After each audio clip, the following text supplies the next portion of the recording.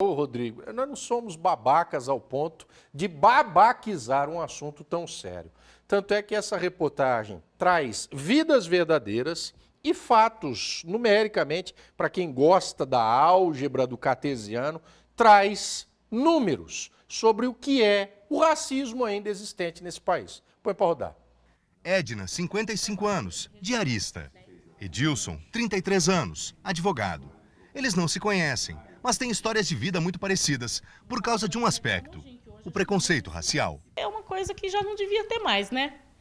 Mas, infelizmente, o povo carrega uma certa, né, coisa aí que é difícil de explicar, da onde vem, por quê isso, mas incomoda, sim, bastante. Todos os negros, eles são vítimas disso diariamente. O racismo institucional, ele nasceu na época da libertação dos escravos, né?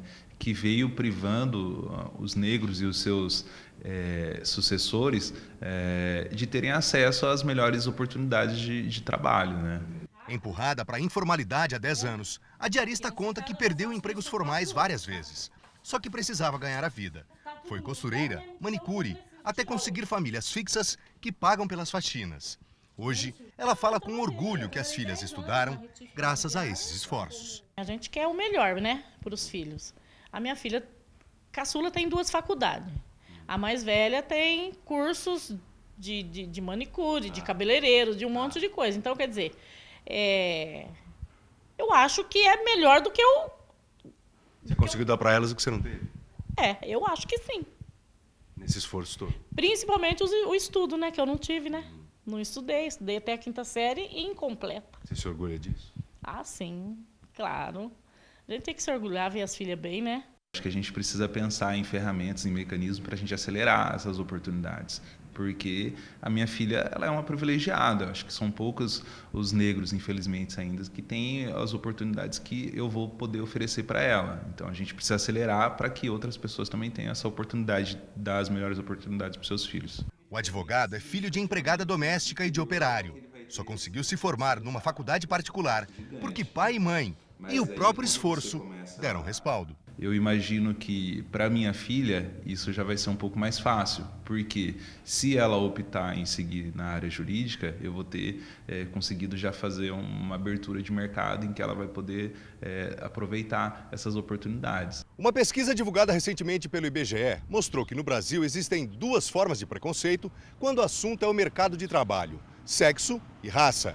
Mulheres brancas ganham mais do que as mulheres negras e homens brancos ganham mais do que os homens negros. Isso quando os negros conseguem as vagas. A psicóloga e consultora em recursos humanos diz que em pleno século XXI ainda há contratantes que somente disponibilizam aos negros os serviços mais pesados ou considerados inferiores.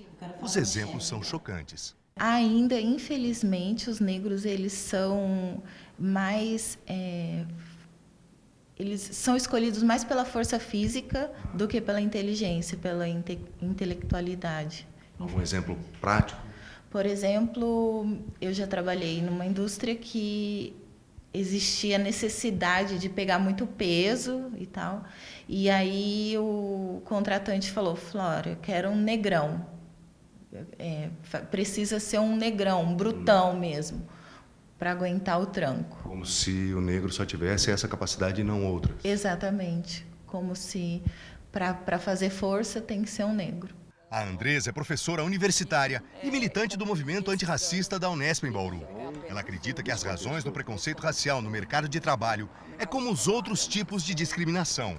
Eles acontecem por causa de uma dívida histórica que ainda não é reconhecida. São mais de 300 anos onde a pessoa negra que foi escravizada, a gente ocupava determinados espaços.